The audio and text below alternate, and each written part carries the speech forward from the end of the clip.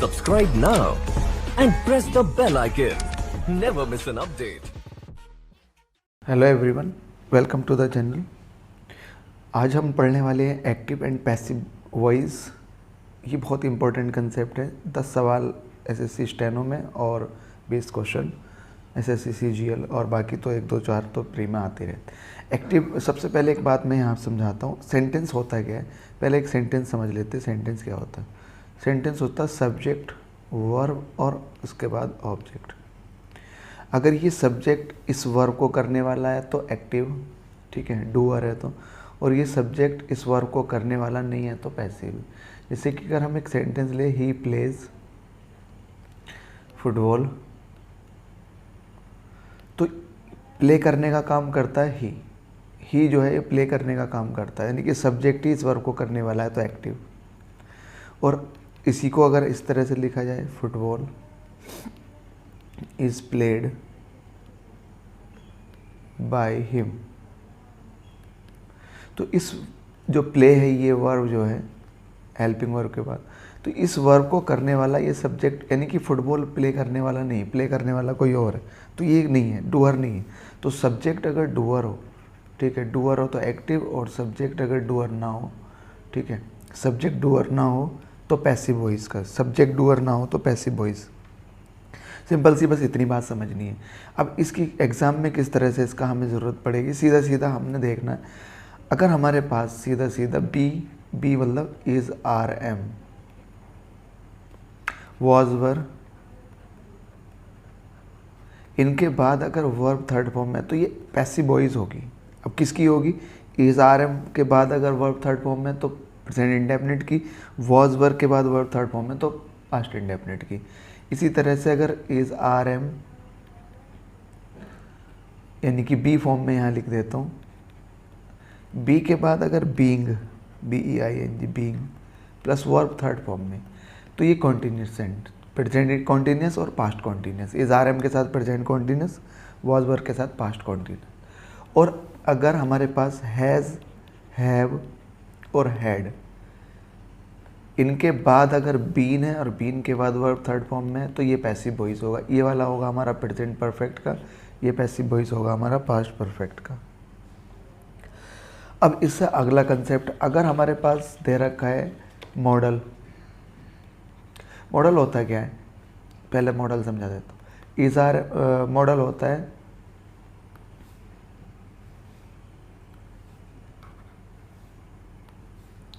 Can, could, will, would,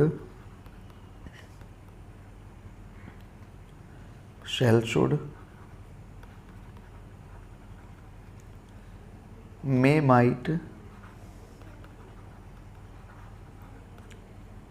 must, ought to, has या have के बाद अगर टू, ये सब मॉडल है। अगर ये मॉडल है, मॉडल के अगर हम पैसिव वॉइस देखें तो मॉडल के बाद बी और बी के बाद वर्ब थर्ड फॉर्म में। अभी इसका रीज़न ये है, मॉडल अपने साथ वर्ब इननेट फॉर्म में लेती है, जन्मजात स्थिति। तो ये तो होगी पहचान। हम पहचान करेंगे कैसे कि कोई पैसिव वॉइस होगा, तो ये पहचान है, ये पैसिव वॉइस होगा। सिंपल, बस हमने एग्जाम में बस इतनी बात देखनी है कि इस तरह की फॉर्म है तो पैसिव वॉइस है, और एक्टिव वॉइस की फॉर्म वो हमने टेंस में पढ़ी ली है। अब मैं इसको पूरा डिटेल से एक बार जल्दी से बता देता हूँ। मान लो ये हमारे पास प्रेजेंट इंडेफिनिट है, इसका एक्टिव वॉइस इधर की तरफ मैं लिख रहा हूँ और पैसिव वॉइस में इधर की तरफ लिख रहा हूँ। एक्टिव वॉइस प्रेजेंट इंडेफिनिट की अगर पहचान करनी तो डू या डज के साथ आएगी। ये वर्ब की फर्स्ट फॉर्म होगी, या वर्ब की फर्स्ट फॉर्म में ऐसी आएगी, ऐसा लगेगा, ये हेल्पिंग वर्ब। तो पैसिव वॉइस इसका सिंपल सा बनेगा, इज़ आर एम के बाद वर्ब थर्ड फॉर्म में। अगर हमारे पास कोई टेंस प्रेजेंट इंडेफिनिट का है तो सिंपली हमने देखना है कि उसका 4 ऑप्शन देखने हैं हमने। 4 ऑप्शन में इज़ आर एम के साथ वर्ब थर्ड फॉर्म में कौन से वाले में लग रही है, बस वही आंसर होगा। प्रेजेंट के बाद अगर हम बात करें तो प्रेजेंट कॉन्टीन्यूस, ये प्रेजेंट का कॉन्टीन्यूस है, सब अभी प्रेजेंट के चल रहे हैं। प्रेजेंट का कॉन्टीन्यूस एक्टिव में इज़ आर एम के बाद वर्ब आईएनजी फॉर्म में। और अगर मैं इसका पैसिव वॉइस बनाऊँ तो इज़ आर एम वो तो रहेगा ही रहेगा, पैसिव वॉइस के लिए वर्ब थर्ड फॉर्म में आती है और कॉन्टिन्यूटी दिखाने के लिए वर्ब आईएनजी फॉर्म में आती है, तो इसलिए हम बीइंग लगा देंगे। इस आरएम के बाद बीइंग प्लस वर्ब की थर्ड फॉर्म। इसके बाद आता है हमारे पास परफेक्ट। प्रेजेंट परफेक्ट की अगर हम बात करें तो हैज़ हैव के बाद वर्ब थर्ड फॉर्म में आएगी। ये एक्टिव वॉइस की पहचान है। एक्टिव वॉइस में हैज़ हैव के बाद वर्ब थर्ड फॉर्म में दिख रही है तो प्रेजेंट परफेक्ट है। और अगर पैसिव वॉइस की बात हम करें तो हैज़ हैव के बाद बीन होगा, बीन लगा हुआ बीन। उसका रीज़न ये है क्योंकि पैसिव वॉइस की वर्ब थर्ड फॉर्म में आती है और हैज़ हैव अपने बाद भी वर्ब थर्ड फॉर्म में लेते हैं, तो ये बीन हैज़ हैव की थर्ड फॉर्म हो गई और पैसिव वॉइस की वर्ब थर्ड फॉर्म में ये हो गई। प्रेजेंट परफेक्ट कॉन्टिन्यूस का जनरली नहीं बनाते। Past indefinite. पास्ट इंडेफिनिट की सिंपल पहचान वर्ब की सेकंड फॉर्म, एकमात्र टेंस इसकी वर्ब सेकंड फॉर्म होती है और हेल्पिंग वर्ब्स की डिड होती है। इसका मुझे अगर पैसिव वॉइस बनाना है तो वॉज वर्ब के बाद वर्ब थर्ड फॉर्म में। सिंपल, जैसे प्रेजेंट में इज आर एम था तो इज आर एम प्रेजेंट को डिनोट करता है, वॉज वर्ब पास्ट को डिनोट करता है और वर्ब थर्ड फॉर्म में। ये हमें बिल्कुल बस यही पता होना चाहिए। अगर ये इतनी बातें पता है जितनी हम ये लिख रहे हैं तो पूरा का पूरा एक्टिव पैसिव के 90% क्वेश्चन खत्म हो जाते हैं। पास्ट कॉन्टिन्यूस की अगर हम बात करें, पास्ट का कॉन्टिन्यूस,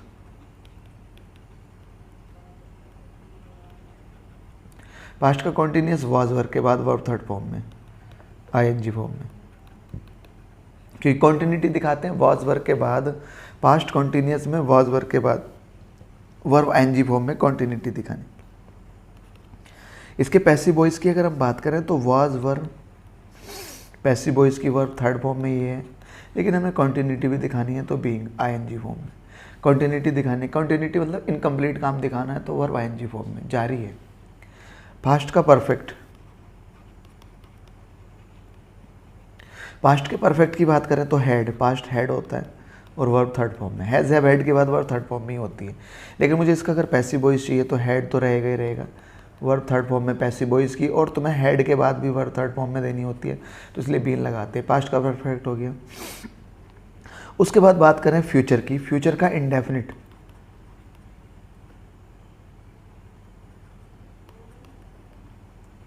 इंडेफिनिट फ्यूचर को डिनोट करने के लिए विल और शैल मॉडल का यूज़ करते हैं, विल शैल मॉडल। और मॉडल के बाद वर्ब हमेशा इननेट फॉर्म में आती है, तो विल शैल के बाद वर्ब फर्स्ट फॉर्म में आएगी।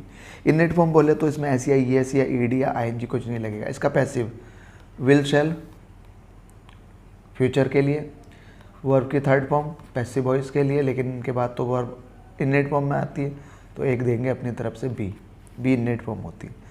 फ्यूचर का कॉन्टिन्यूस,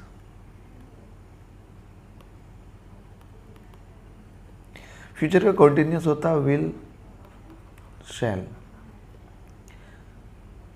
बी प्लस वर्ब की आईएनजी फॉर्म। इसका जनरली नहीं बनता, लेकिन अगर बनाना चाहें तो बिल्कुल बनेगा। कैसे बनेगा? विल शैल पैसिव वॉइस के लिए वर्ब थर्ड फॉर्म में, लेकिन विल शैल तो मॉडल है, मॉडल के बाद तो वर्ब इननेट फॉर्म में आती है, बी ये रही, लेकिन ये कॉन्टिन्यूस भी है, कॉन्टिन्यूटी भी दिखानी है तो एक बीइंग और लगा देंगे तो बन सकता है। बनाने के लिए इस तरह से बन जाएगा, ठीक है, लेकिन जनरली नहीं बनाते। फ्यूचर का परफेक्ट, फ्यूचर के परफेक्ट का एक्टिव वॉइस अगर हम बात करें फ्यूचर के लिए विल और शैल, विल और शैल हो गया फ्यूचर के लिए। अब परफेक्ट चाहिए मुझे, परफेक्ट वर्ब थर्ड फॉर्म में, लेकिन विल शैल तो मॉडल है, मॉडल के बाद वर्ब इननेट फॉर्म में आती है, और परफेक्ट के लिए हैज़ हैव हैड चाहिए हमें, लेकिन इननेट फॉर्म हैव होती है, हैव। तो will shall have plus verb की थर्ड फॉर्म, इननेट फॉर्म हैव। अगर हम बात करें हैज़, हैव और हैड में से, तो इननेट फॉर्म हैव है, यानी कि जब इसका जन्म हुआ था हैड था। सिंगुलर बनाने के लिए हैज़ और सेकंड फॉर्म और थर्ड फॉर्म हैड थी इसकी। इसका अगर मुझे पैसिव वॉइस चाहिए तो फ्यूचर के लिए विल शैल चाहिए, ठीक है। पैसिव वॉइस के लिए वर्ब थर्ड फॉर्म में ये रही। परफेक्ट दिखाना है हमें तो हैव ये रहा परफेक्शन के लिए, लेकिन हैव भी तो अपने आप वर्ब थर्ड फॉर्म में लेती है ये वाली तो पैसिव वॉइस की, तो हमें एक तरफ से बीन लगाएं। तो विल शैल हैव के बाद बीन प्लस वर्ब की थर्ड फॉर्म, ये है पहचान पूरी की पूरी। सिंपल, बस सारी की सारी चीज़ें बस इतनी समझनी है। पहचान अगर हमें करनी be form, is are am के बाद वॉज वर्ब के बाद वर्ब थर्ड फॉर्म में, ये देखो इज आर एम और ये देखो वॉज वर्ब के बाद वर्ब थर्ड फॉर्म में, ठीक है, 2 सेट कंप्लीट हो गई है यहाँ से। Is are am was verb के बाद बीइंग प्लस वर्ब की third form, is are am ये रहा, बीइंग प्लस वर्ब की third form present continuous, was verb के बाद बीइंग प्लस वर्ब की थर्ड फॉर्म पास्ट कॉन्टिन्यूस। इसके बाद हैज़ हैव हेड के बाद बीन प्लस वर्ब की थर्ड फॉर्म, ये देखो हैज़ हैव के बाद बीन प्लस वर्ब की थर्ड फॉर्म परफेक्ट, और हेड के बाद बीन प्लस वर्ब की थर्ड फॉर्म पास्ट परफेक्ट। इसके बाद मॉडल, ये मॉडल है, मॉडल का मतलब will shall will would shall should may might इस सब मॉडल है। के बाद बी प्लस वर्ब की थर्ड फॉर्म, तो ये यहाँ से कंप्लीट हो जाते हैं। विल शैल के बाद बी प्लस वर्ब की थर्ड फॉर्म, इसी तरह से विल शैल के बाद बी बीइंग प्लस वर्ब की थर्ड फॉर्म कंटिन्यूस के लिए। जनरली इसका पूछा नहीं जाता, लेकिन पूछ लिया अगर तो इस तरह से हम बनाएंगे, बनाना आना चाहिए बस। कॉन्टिन्यूटी दिखाने के लिए आईएनजी फॉर्म, पैसिव वॉइस के लिए वर्ब थर्ड फॉर्म में होती है, और विल शैल मॉडल है, मॉडल के बाद वर्ब इनडेट फॉर्म में आएगी। सिंपल सी बात हो गई, इतनी बस इतनी बात समझनी है।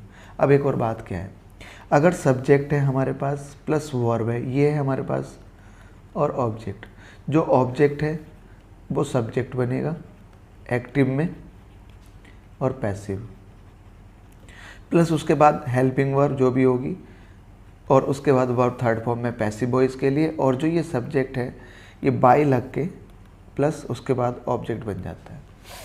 तो जो सब्जेक्ट है वो ऑब्जेक्ट बनेगा और जो ऑब्जेक्ट है वो सब्जेक्ट बनेगा। जैसे कि अगर ही, एक सेंटेंस अगर हम ले, ही राइट्स अ लेटर, तो सबसे पहले टेंस की पहचान करते हैं कि एस या ई एस लगा। ही राइट्स अ लेटर, और मैं यहाँ लिख दूँ डेली, रोजाना लिखता है, उसको एक पत्र लिखना, तो राइट्स वर्ब का सब्जेक्ट ये है ए लेटर, तो यही सब्जेक्ट बन जाएगा अ लेटर। और ये प्रेजेंट इंडेफिनिट है, प्रेजेंट इंडेफिनिट में is are am was verb के साथ कुछ ना कुछ जरूर आएगा, प्लस वर्ब की थर्ड फॉर्म।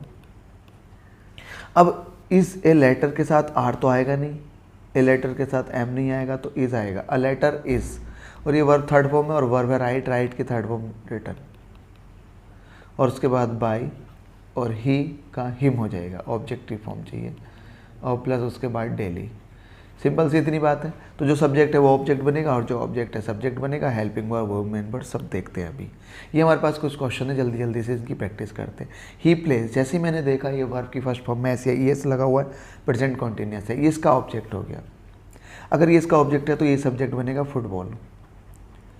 प्रेजेंट इंडेफिनिट है तो फुटबॉल के अकॉर्डिंग इज आ जाएगी। वर्ब थर्ड फॉर्म में प्लेड,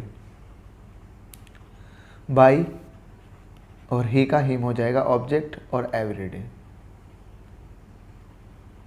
एडवर्ब है। They do not read the book, ये वर्ब है, ये ऑब्जेक्ट है बुक, तो द बुक से ही बनेगा। द बुक निगेटिव है तो द बुक के हिसाब से इज आएगा, निगेटिव है तो नॉट भी लगाएंगे, इज नॉट। और रीड की थर्ड फॉर्म रेड ही रहेगी, that this book is not red, red होगा वैसे तो ये, बाय देम, और डेली लास्ट में लगा दो डेली। अगला बता रहे हैं हम, सी इज राइटिंग अ लेटर, जल्दी से हमने इसकी पहचान की। तो इसके बाद वर्ब आईएनजी फॉर्म में कौन से टेंस में आता है, इसके बाद वर्ब आईएनजी फॉर्म में, इज आरएम के बाद वर्ब आईएनजी फॉर्म में कंटिन्यूअस। ये तुम्हें पहचान होनी चाहिए, इसके लिए तुम्हें बस सारी चीज़ें पता होनी चाहिए ऑलरेडी टेंस के बारे में, कि एक्टिव फॉर्म में क्या पहचान है इसकी और पैसिव फॉर्म में क्या पहचान है। फिर 5 सेकंड नहीं लगेंगे आंसर करने में। हमने इस सवाल को जब करना है एग्जाम में तो मुझे इतना देखना है कि इज आर एम के बाद बीइंग और बीइंग के बाद वर्ब थर्ड फॉर्म में कौन से ऑप्शन में लगी हुई है। अगर मुझे इतना पता लग गया is are am plus being के बाद वर्ब थर्ड फॉर्म में कौन से में लगी है, फिर मैं इसका सब्जेक्ट देखूंगा। सब्जेक्ट है ए लेटर, ए लेटर के हिसाब से इज आएगा, आर नहीं आएगा, एम नहीं आएगा। तो अब हमने इतना देखना इज के बाद बीइंग प्लस वर्ब की थर्ड फॉर्म कौन से ऑप्शन में लगी हुई है, सीधा आंसर टिक करके आगे बढ़ेंगे। हालांकि मैं इसको पूरा बना देता हूँ, a letter is being written और उसके बाद बाय, बाय के बाद सी, सी की जगह हो जाएगा हर। सिंपल सा। बी आर नॉट प्रिपेयरिंग, ये अगर हम देखें तो फ्यूचर प्रेजेंट का कॉन्टिन्यूस है। प्रेजेंट का अगर कॉन्टिन्यूस है तो लंच सब्जेक्ट बनेगा, लंच सब्जेक्ट बनेगा तो लंच के हिसाब से इज, नॉट भी है, नॉट भी है, बीइंग, बीइंग भी है, प्रिपेयर का थर्ड फॉर्म प्रिपेयर्ड हो जाएगा। तो एग्जाम में बस हमें इतना देखना इसके बाद नॉट बीइंग प्रिपेयर्ड कौन से में लिखा हुआ है, बस सिंपल आंसर बाई और बी का आस हो जाएगा। बी का ऑब्जेक्टिव फॉर्म आस होता है। I have completed the work, the work has not, नहीं हैज़ नॉट तो है ही नहीं, हैज़ के बाद बीन के बाद कंप्लीटेड बाय और आई की जगह me. You have not finish the project so far, have not finish the project, project subject बनेगा तो मैंने ये द प्रोजेक्ट को सब्जेक्ट बनाया। कौन सा टेंस है? प्रेजेंट का परफेक्ट टेंस, प्रोजेक्ट के हिसाब से हैज़ आ जाएगा। निगेटिव है तो नॉट भी चाहिए। वर्ब थर्ड फॉर्म में आएगी पैसिव वॉइस के लिए, पैसिव वॉइस के लिए वर्ब थर्ड फॉर्म में, लेकिन एक हैज़ हैव हैड भी तो अपने बाद वर्ब थर्ड फॉर्म में लेते हैं, तो एक बीन और लगा दो हेल्पिंग। तो the project has not been, not been से पहले आएगा। मेन जो वर्ब है ये हेल्पिंग वर्ब है पहली वाली, इसके बाद नॉट आता है। फिनिश्ड वाई और यू का ऑब्जेक्टिव फॉर्म यू ही रहेगा। सो फार भी आगे लिख लेना। He ordered a book, past indefinite है, ए बुक सब्जेक्ट बनेगा। पास्ट इंडेफिनिट अगर है तो हमें ए बुक के हिसाब से वाज चाहिए, और वर्ब की थर्ड फॉर्म ऑर्डर्ड हो गया, और बाई ही की जगह हो जाएगा him. She did not answer the question, did से पता लग गया हमारे पास ये पास्ट इंडेफिनिट है, तो इतना तो कंफर्म हो गया। सब्जेक्ट द क्वेश्चन बनेगा, जो ऑब्जेक्ट होता है वो सब्जेक्ट बनता है, सब्जेक्ट क्वेश्चन बनेगा। डिड नॉट क्वेश्चन के हिसाब से हेल्पिंग वर्ब, अच्छा पास्ट है तो वाज वर्ब चाहिए, क्वेश्चन के हिसाब से क्वेश्चन एक ही है ना, तो वाज। नॉट आंसर की थर्ड फॉर्म आंसर्ड हो जाएगी। The question was not answered by, she का हो जाएगा ऑब्जेक्टिव फॉर्म हर।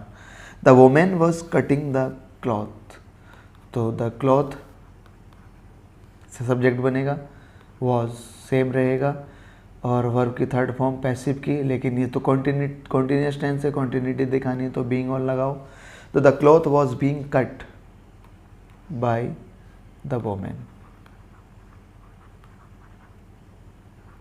एग्जाम में बस इतना देखना, वॉज के बाद बीइंग के बाद वर्ब थर्ड फॉर्म में कौन से ऑप्शन में लिखी है, आगे क्या लिखा है, पीछे क्या लिखा है, कुछ नहीं मतलब है, सिर्फ बस इतना देख लेना।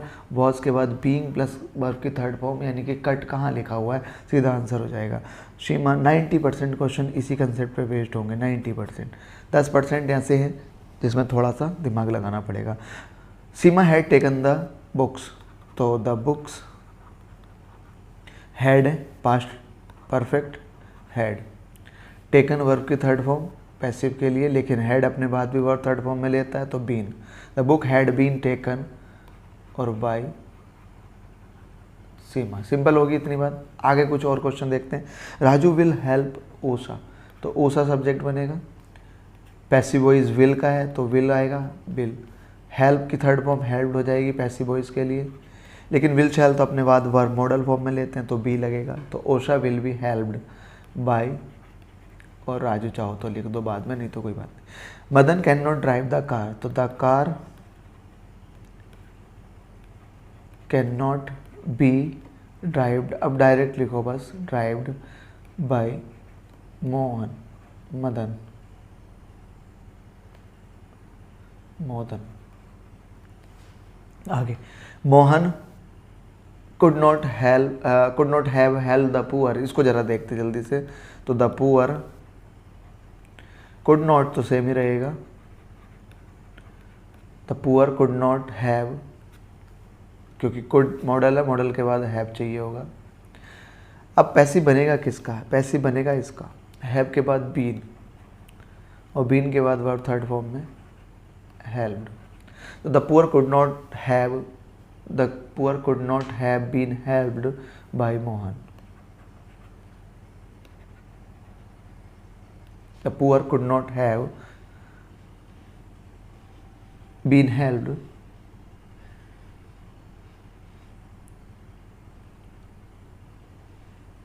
by Mohan. You must shut the door. The door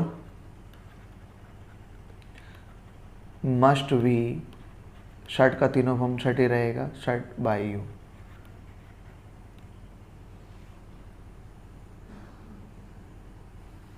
अगला he gave me the letter, तो द लेटर, गेव वर्ब की सेकेंड फॉर्म है पास्ट इंडेफिनिट, तो द लेटर वाज गिवन। अब देखा अगर इस वाली, तो ये वर्ब है हमारे पास, इस वर्ब के दो ऑब्जेक्ट है, एक मी और एक लेटर। जो लेटर है ये डायरेक्ट ऑब्जेक्ट है, और जो मी है वो इनडायरेक्ट ऑब्जेक्ट है। तो चाहे डायरेक्ट ऑब्जेक्ट से बनाओ चाहे इनडायरेक्ट ऑब्जेक्ट से बनाओ। तो द लेटर से बनाओ, द लेटर वॉज गिवन। अब इसके बाद अगर हमें इनडायरेक्ट ऑब्जेक्ट लगाना होता है तो प्रीपोजिशन दे देते हैं, चाहे टू दो या फॉर दो। The letter was given to me by, और ही का हो जाएगा ही। इसको ऐसे भी बना सकते थे, आई वॉज गिवन, दोनों से बन जाएगा, आई से भी और द लेटर से भी। I was given the letter by him, I was given the letter by him. He offered me a job, ये ऑफर है, इसका ऑब्जेक्ट मी भी है, इसका ऑब्जेक्ट अ जॉब भी है। तो इसका जो ऑब्जेक्ट है, डायरेक्ट ऑब्जेक्ट है वो जॉब है, इनडायरेक्ट ऑब्जेक्ट मी है। तो डायरेक्ट से बनाओ, a job was offered, offer की गई किसको, मी को। तो a job was offered to me by he का हो जाएगा हिम। इसको ऐसे ही बना सकते हैं, I was offered a job by him. The police enquired into the case. Enquired into जो है ये एक फ्रेजल वर्ब है। एनक्वायर इनटू एक फ्रेजल वर्ब है। फ्रेजल वर्ब क्या होता है, वर्ब के साथ प्रीपोजिशन, फ्रेजल वर्ब है। और इसका मीनिंग होता है, एनक्वायर्ड इनटू का मतलब होता है इन्वेस्टिगेशन करना, टू इन्वेस्टिगेट।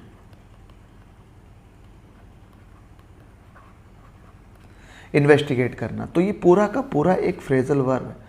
तो अब ये पूरा का पूरा एक वर्ब है और ये ईडी फॉर्म आई, पास्ट इंडेफिनिट है। तो ये बनेगा ऐसे, द केस वॉज एनक्वायर्ड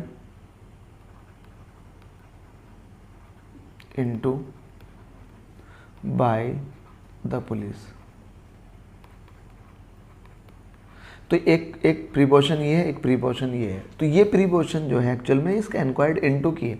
एनक्वायर्ड इनटू मिल के फिर एक शब्द का मीनिंग बना रहा है जिसका मतलब होता है इन्वेस्टिगेशन करना। इसी तरह से लाफ के साथ एट लगा हुआ, इसका मतलब हो गया ये फ्रेजल वर्ब है। और फ्रेजल वर्ब है तो लाफ एट का मतलब होता है मजाक बनाना। ये इसका ऑब्जेक्ट हो गया ही। कौन सा टेंस है, पास्ट इंडेफिनिट। ही के हिसाब से was, he was laughed. Laughed के साथ एड प्रीपोजिशन लगी हुई है तभी इसका मीनिंग निकलेगा, लाफ्ड एट। और बाय द चिल्ड्रन। अगला, your brother will look after. Look after भी एक फ्रेजल वर्ब है। लुक मतलब देखना और आफ्टर इसके बाद प्रीपोजिशन, इसका मतलब होता है देखभाल करना। लुक आफ्टर का मतलब होता है देखभाल करना।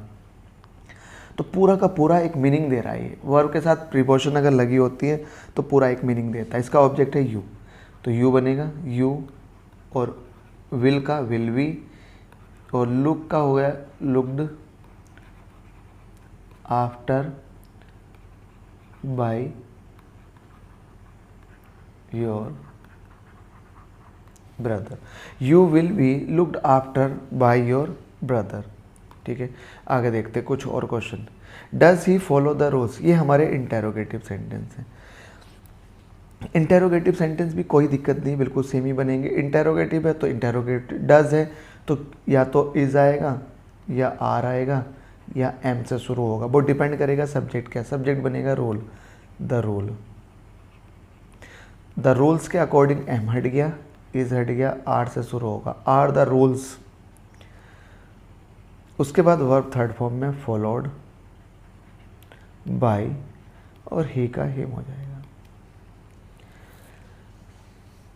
Y does he like this pen, why does he likes this pen, ये हमारे पास प्रेजेंट इंडेफिनिट का इंटेरोगेटिव है तो WH फैमिली से ही शुरू होगा। वाई, दिस पेन सब्जेक्ट बनेगा तो दिस पेन के according is. Why is this pen, और लाइक की थर्ड फॉर्म, वर्ब की थर्ड फॉर्म लाइक्ड, बाई और बाई के बाद ही का ही हो जाएगा। Are you writing this, interrogative बनेगा, are you writing this story. अब दिस स्टोरी सब्जेक्ट बनेगा, लेकिन इंटेरोगेटिव है तो हेल्पिंग वर्ब पहले चाहिए। दिस स्टोरी के अकॉर्डिंग लगेगी इज दिस स्टोरी, वर्ब की थर्ड फॉर्म रिटन, लेकिन ये तो कॉन्टिन्यूस है, कॉन्टिन्यूटी भी देनी है तो बीइंग और लगाओ। Is this story being written by, you का यू रहेगा और लास्ट में क्वेश्चन मार्क, इन सब में क्वेश्चन मार्क लगेंगे लास्ट में। Did Rajiv help him, passive voice बनाना इसका हमें, पास्ट इंडेफिनिट है, हिम सब्जेक्ट बनेगा ही के अकॉर्डिंग वाज ही, और थर्ड फॉर्म में हेल्प्ड बाय और राजीव, लास्ट में question mark. Can they make coffee, तो कैन से स्टार्ट होगा, can coffee be made by, दे का हो जाएगा देम, लास्ट में क्वेश्चन। हु डिड दिस, अब ये वर्ब है, इस वर्ब का ऑब्जेक्ट ये है, सब्जेक्ट ये, हु सब्जेक्ट है, दिस ऑब्जेक्ट है, तो जो ऑब्जेक्ट होता है वो सब्जेक्ट बनता है, तो दिस सब्जेक्ट बनेगा। लेकिन ये इंटेरोगेटिव भी है, इंटेरोगेटिव ये जो वर्ड है इंटेरोगेशन भी शो कर रहा है, और इसका ऑब्जेक्ट भी बनाना, तो इसका अगर ऑब्जेक्ट भी बनाना तो बाय करके इसको ऑब्जेक्टिव फॉर्म में स्टार्टिंग में रखना है, बाय होम।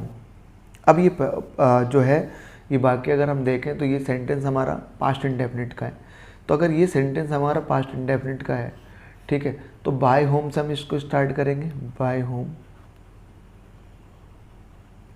दिस सब्जेक्ट बनेगा। लेकिन जब इंटेरोगेटिव होता है तो सब्जेक्ट से पहले हेल्पिंग वर्ब भी आती है, तो वॉज आएगी यहाँ पे हेल्पिंग वर्ब दिस के according, by whom was this, और उसके बाद वर्ब थर्ड फॉर्म में डन, लास्ट में क्वेश्चन मार्क। इस वाले सेंटेंस में अगर ध्यान से देखें तो ये वर्ब है, ये सब्जेक्ट है और ये ऑब्जेक्ट है, तो जो ऑब्जेक्ट है वो सब्जेक्ट बनेगा ही, ये जो सब्जेक्ट है ये ऑब्जेक्ट बनेगा, लेकिन इंटेरोगेटिव वर्ड तो स्टार्टिंग में ही आता है, तो बाय होम से स्टार्ट करेंगे। इस ही के अकॉर्डिंग ये सेंटेंस जो है हमारा, ये सेंटेंस पास्ट इंडेफिनिट में ही के अकॉर्डिंग वाज लग जाएगा, और इसकी वर्ब थर्ड फॉर्म में beaten, by whom was he beaten, who sent this parcel, ये वर्ब है,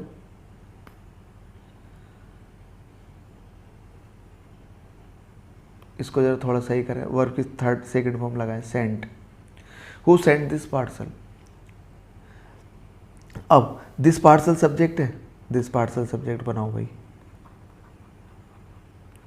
इंटेरोगेटिव है तो इंटेरोगेटिव वर्ड स्टार्टिंग में आना चाहिए, और जो ऑब्जेक्ट भी है तो बाय होम स्टार्टिंग में ऑब्जेक्ट भी है, ये बाय होम के साथ, क्योंकि ये ऑब्जेक्ट भी बनेगा और स्टार्टिंग में क्योंकि इंटेरोगेटिव वर्ड है। दिस पार्सल के हिसाब से यहाँ पे वाज आ जाएगा, by whom was this parcel, और उसके बाद वर्ब थर्ड फॉर्म में सेंट, सेंट की second form third form sent होती है। Who has written this book, has के बाद वर्ब थर्ड फॉर्म में, तो इस वर्ब का ऑब्जेक्ट ये है और सब्जेक्ट ये है, जो सब्जेक्ट है वो ऑब्जेक्ट बनेगा, और इंटेरोगेटिव है तो बाय होम से स्टार्ट होगा, by whom. This book subject बनेगा तो हैज़ ही आएगा, क्योंकि हमें हेल्पिंग वर्ब पहले चाहिए होती है सब्जेक्ट से, सब में लास्ट में क्वेश्चन मार्क चलेंगे। By whom has this book been, passive voice के लिए, क्योंकि रिटर्न तो पैसिव वॉइस की थर्ड फॉर्म हो गई, और ये जो बीन थर्ड फॉर्म है हैज़ की हो गई। होम हैव यू पनिश्ड, ये वर्ब है, ये सब्जेक्ट है और ये ऑब्जेक्ट है, पनिश किया तुमने, किया किसको, ये होम को, तो जो ऑब्जेक्ट है सब्जेक्ट बनेगा हु, होम का सब्जेक्ट हु के अकॉर्डिंग हैज़, परफेक्ट है been, who has been punished by, और जो सब्जेक्ट होता है वो ऑब्जेक्ट बाय, और यू का यू रहेगा, लास्ट में क्वेश्चन मार्क। क्लियर हो गई इतनी बात, 2-4-5 बार देखना है तो वीडियो है, सिंपल ही समझ में आ जाएगी। होम आर यू टीचिंग, ये वर्ब है, ये सब्जेक्ट है, ये ऑब्जेक्ट है, जो ऑब्जेक्ट है सब्जेक्ट बनेगा, हु का सब्जेक्टिव फॉर्म हु के according is, who is, continuous tense है तो बीइंग लगा दो, थर्ड फॉर्म चाहिए तो टॉट लगा दो, who is being taught by, और जो सब्जेक्ट है ये सब्जेक्ट है, ऑब्जेक्ट बनेगा यू, लास्ट में question mark. Whom do you know here, ये वर्ब है, वर्ब से पहले सब्जेक्ट, ऑब्जेक्ट होम है तो सब्जेक्ट बना दो हु, प्रेजेंट इंडेफिनिट है तो हु के according is, who is, third form चाहिए known, who is known by you here, या हेयर बाय यू कर सकते हो, who is known here by you, या बाय यू हेयर, कोई भी हम लिख सकते हैं आगे। What do you do, what do you do, ये वर्ब है, ये हेल्पिंग वर्ब है, ये इंटेरोगेटिव है, वर्ड है, ये सब्जेक्ट है। और इसको, ये जो what do you do, what you do, ये जो वर्ब है, इस वर्ब का अपना ऑब्जेक्ट भी व्हाट है। तो जब ये वर्ब का ऑब्जेक्ट अगर व्हाट है तो ये सब्जेक्ट बनेगा, तो ये बनेगा व्हाट, प्रेजेंट इंडेफिनिट बनेगा इज के साथ, what is, verb third form में डन, और जो सब्जेक्ट होता है वो बाय के साथ ऑब्जेक्ट बन जाता। What is done by you, what disturbed you, ये वर्ब है, ये वर्ब का सब्जेक्ट है, क्योंकि पहले सब्जेक्ट होता है, ये ऑब्जेक्ट है, तो जो सब्जेक्ट है वो ऑब्जेक्ट बनता है। और इंटेरोगेटिव भी है, तो स्टार्टिंग में भी आना है, तो इसको हमने यहीं से स्टार्ट करना, why what, why what. Passive voice जाना है, जो ऑब्जेक्ट है वो सब्जेक्ट बनेगा, यू सब्जेक्ट बनेगा। लेकिन इंटेरोगेटिव है तो हेल्पिंग वर्ब सब्जेक्ट से पहले आएगी, यू के according were, why what were you, और उसके बाद वर्ब थर्ड फॉर्म में disturb, why what were you disturb. Someone told me about you, ये टोल्ड है, इसका अपना ऑब्जेक्ट है, तो आई वॉज, टोल्ड वर्ब की सेकेंड फॉर्म है, past indefinite, I was told about you by someone. कभी कभी ऐसा होता है समवन सेंटेंस में ना लिखा हो, अगर वाई समवन ना लिखा हो तो भी चलेगा, लेकिन अगर वाई समवन लिखा तो ही चलेगा, ठीक है। तो someone, no one, anyone, nobody, somebody, इनको ऑब्जेक्ट के तौर पर नहीं लिखते बाय के साथ जनरली, लेकिन एसएससी में अगर आ गया तो फिर हमें आंसर टिक करना पड़ेगा। One should respect one's parents, should modal है, वंस पेरेंट्स, तो देखो जरा वन से स्टार्ट हो रहा है, वंस इसका पजेसिव एडजेक्टिव है, तो ये जनरल बात है। One should respect one parent का मतलब होता है सभी को अपने माता पिता का सम्मान करना चाहिए, तो जनरल है। जब जनरल सेंस में तो पेरेंट्स ही इसका सब्जेक्ट बन जाएगा, बस पेरेंट्स, वंस हट जाएगा, पेरेंट्स शुड, शुड मॉडल है, मॉडल के बाद बी के बाद वर्ब थर्ड फॉर्म में, शुड बी रेस्पेक्टेड बाय, और वन लिखो या मत लिखो, ठीक है। तो parent should be respected by one, अगर बाय वन ना भी लिखा हुआ तो भी चलेगा, और लिखा हुआ है तो फिर आंसर टिक करना है। नो वन रेस्पेक्ट्स हिम, देखो नो वन का जो ऑब्जेक्ट होता है ना, नो वन का जो ऑब्जेक्ट होता है, नो वन को अगर ऑब्जेक्टिव फॉर्म में लिखना होता तो एनी वन, और वाइस वर्सा। एनी वन को अगर सब्जेक्टिव फॉर्म में लिखना है तो नो वन, और नो वन को ऑब्जेक्टिव फॉर्म में लिखना है तो एनी वन। अब नो वन को ऑब्जेक्टिव फॉर्म में लिखेंगे क्योंकि ये वर्ब है, और वर्ब के बाद ये ऑब्जेक्ट है, सब्जेक्ट बनेगा ही, और प्रेजेंट इंडेफिनिट है तो is, he is respected, he is respected. और नो वन को तुम्हें बनाना बाय और एनी वन, लेकिन एक दिक्कत इसमें ये हो गई, एनी वन जब लगाया तो ये पॉजिटिव होता है, जबकि नो वन नेगेटिव, तो हमें सेंस तो नेगेटिव रखना है, तो हमें एक हेल्प यहाँ पे एडवर्ब नेगेशन नॉट देनी होगी। He is not respected by any one, ये सेंटेंस पूरा करेक्ट होगा। He does not respect any one, does के बाद नॉट रेस्पेक्ट एनी वन का जब सब्जेक्ट बनेंगे तो नो वन से बनेगा। अब ये वाला नोट तो इसमें आ गया, नो वन प्रेजेंट इंडेफिनिट है is, no one is respected, no one is respected by, और जो सब्जेक्ट है वो ऑब्जेक्ट बनेगा ही।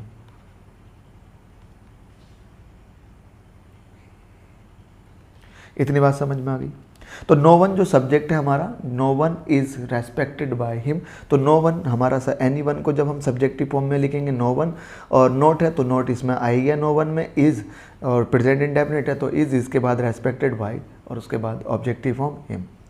इतनी बात समझ में आ गई। 2-4-5 वीडियो को जरूर देखना और सारी बातें समझ में आएंगी। एग्जाम में सिर्फ और सिर्फ हमें इतना देखना है, ये वाला पोर्शन अगर तुम्हें पता होगा कि इज आर एम के बाद वर्ब थर्ड फॉर्म में प्रेजेंट इंडेफिनिट का active voice, is are am के बाद बीइंग प्लस वर्ब की थर्ड फॉर्म पास्ट कॉन्टिन्यूस का, प्रेजेंट कॉन्टिन्यूस का, हैज़ हैव के बाद बीन प्लस वर्ब की थर्ड फॉर्म प्रेजेंट परफेक्ट का, पास्ट इंडेफिनिट का वाज वर्ब के बाद वर्ब थर्ड फॉर्म में। ये अगर हमें इतनी बात पता है कि ये पैसिव वॉइस फॉर्म है और ये एक्टिव वॉइस फॉर्म में 90% क्वेश्चन यहीं पर ख़त्म हो जाएंगे।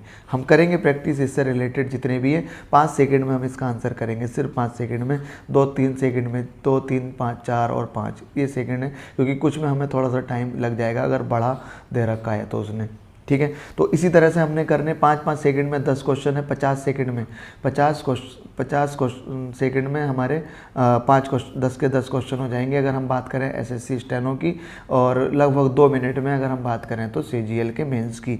सीजीएल के मेंस में 20 क्वेश्चन इससे रिलेटेड आते हैं, ठीक है। तो आज के लिए इतना ही, मिलते हैं अगली वीडियो में। Thanks for watching and keep learning.